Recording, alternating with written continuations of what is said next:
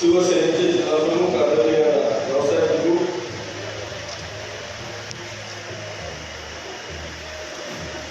उपजिल्हाप्रमुख आदरणीय किशोर बाराकर, तालुका प्रमुख अरुण पाटील, दीपक भाऊ, सेना आणि शिवसेनेशी अंगीकृत असलेल्या सगळ्या सेना, या सर्व अंगीकृत संघटनेचे सर्व सन्माननीय पदाधिकारी समोर उपस्थित असतात. माफ करा, सगळ्यांचं नाव घ्यायची इच्छा आहे, पण वेळ खूप झालेला आहे. सर्व पत्रकार बांधव आणि मित्र, पहिल्यांदा मी आपल्या सगळ्यांचे मनापासून आभार मानतो, आपल्याला धन्यवाद देतो की आपण सगळ्यांनी इतक्या व्यस्त अशा आपल्या शेतीच्या कामं असताना सुद्धा आपण आवर्जून या ठिकाणी उपस्थित राहून माझा यथोचित असा सर्व पदाधिकाऱ्यांच्या वतीने सन्मान केला, सत्कार केला, त्याबद्दल मी आपल्या सगळ्यांचे मनापासून आभार मानतो. आपल्याला सगळ्यांना धन्यवाद देतो. बांधवांनो, खरं म्हणजे हा सत्कार जरी माझा असला तरी मला वाटतं याचं सगळं श्रेय आपल्या सगळ्यांचे नेते, शिवसेनेचे मुख्य नेते, उपमुख्यमंत्री, माजी मुख्यमंत्री आदरणीय एकनाथजी शिंदे साहेबांना. त्यांनी खऱ्या अर्थाने या कामाची पावती मला दिली आणि त्या दिलेल्या संधीचं सोनं करण्याचं काम किंवा जबाबदारी आता बांधवांना माझ्यावर देऊन ठेवलेली. आपल्या सगळ्यांची इच्छा आहे, माझ्या गळ्यात आता मंत्रिपदाची माळ पळाली.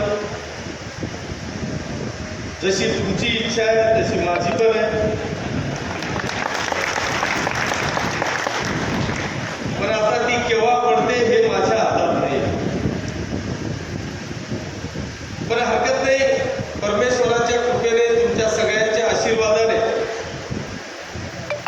2001 पासून 2026 पर्यंत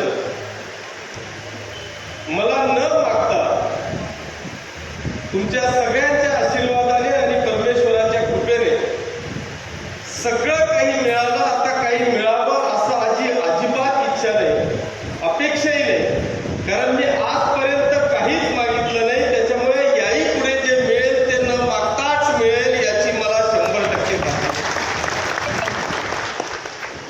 बांधवांनो, मी स्वतःच्या कर्तृत्वाला धन्य मानतो. आपण काही मागण्यापेक्षा तुम्ही जे काय करताय याच्यावर सगळ्यांचं लक्ष आहे. आपण जे करतोय त्याच्याकडे सगळेजण डोळे उघडे ठेवून पाहताय. त्याच्यामुळे तुमच्या कामाची पावती, आपल्या कामाची पावती आपल्याला 100% आपल्या जीवनामध्ये मिळते. याचं उत्तम उदाहरण म्हणजे किशोरप्पा.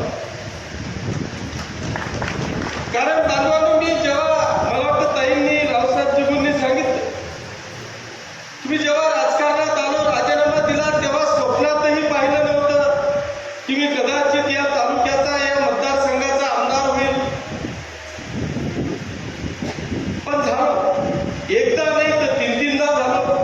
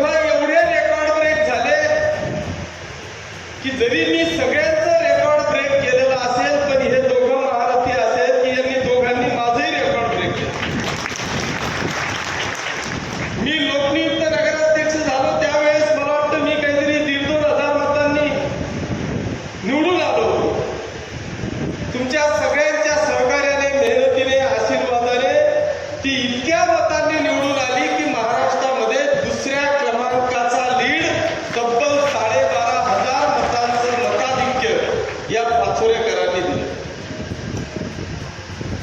माझ्या त्या वार्डामध्ये सुनीता अनेक वेळा उभी राहिली, पण 500, 700, 800, 1000 मतांच्या वरती तिला लीड मिळाला नाही. सुमितला 1600 मतांचा लीड एकट्या वार्डात मिळाला. आणखी काय द्यावं लोकांनी, किंवा अजून आपण काय मागावं?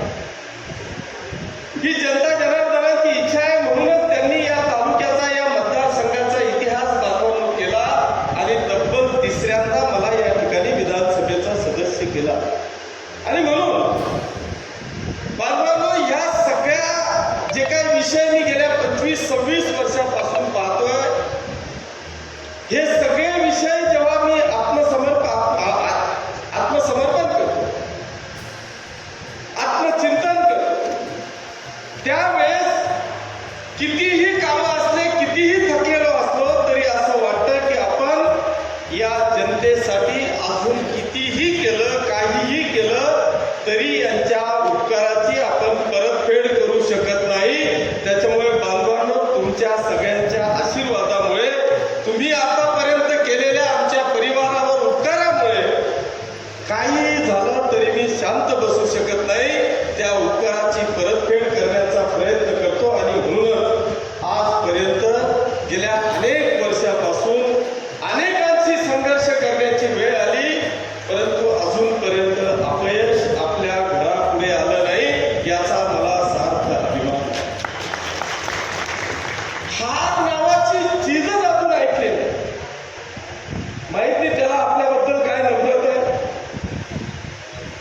हारला इतकी काय दुश्मनी आहे की तो जवळ येतच नाही. चांगली गोष्ट आहे, अशीच टिकून राहावी, अशीच दुश्मनी हारच्या बरोबर आपली असावी आणि आयुष्यभर विजयाशीच दोस्ती आपली असावी, असं काम बांधून आपण या पुढे देखील करत आहोत. आता माझी आपल्याला सगळ्यांना या निमित्तानं विनंती आहे की ह्या जो काही विषय अरुण भाऊंनी घेतला, रावसाहेब जिबूंनी घेतला, बांधवांनो, हा विषय आपल्या सगळ्यांच्यासाठी अत्यंत जीवन मरणाचा विषय आहे असं म्हटलं तर वावगं ठरणार. इथे बसलेला प्रत्येक व्यक्ती कुठे ना कुठेतरी राजकारणाशी निगडीत बसलेला प्रत्येक व्यक्ती राजकारणाशी संबंधित असलेला इथला व्यक्ती आहे. मग तो ग्रामपंचायतचा सदस्य असेल, सरपंच असेल, विकास सोसायटीचा सदस्य असेल, चेअरमन असेल, जिल्हा परिषद पंचायत समितीचा सदस्य असेल, विधानसभा लोकसभेला इच्छुक असेल, मार्केट कमिटी शेतकी संघाचा सदस्य असेल, या सगळ्यांशी निगडीत असलेला हा सगळ्यांचा विषय आहे. आज जर का आपण पाहिलं तर मला वाटतं 2011 पासून जनगणना झालेली नाही आणि 2002 पासून आपली SIRचा प्रोग्राम झालेला नाही. SIRला 24 वर्ष झाली आणि जनगणनेला जवळपास 15 वर्ष झाली. जनगणना नाही आणि 24 वर्ष झाले अजून आपल्याकडे SIRचा प्रोग्राम नाही. आता सुदैवाने उशिरा का होईना हा SIRचा प्रोग्राम लागलेला आहे आणि खास करून जनगणना सुद्धा लागलेली आहे. बांधवांनो, विषय दोन आहे. एक आहे जनगणना आणि एक आहे SIR. या दोघांमध्ये प्रचंड तफावत आहे. जनगणना जी आहे ती जनगणना आपल्याला जातीनिहाय किंवा तुमच्या गावाची लोकसंख्येनिहाय आकडेवारी देणारा कार्यक्रम कुठला असेल तर तो जनगणना आहे. याच्यात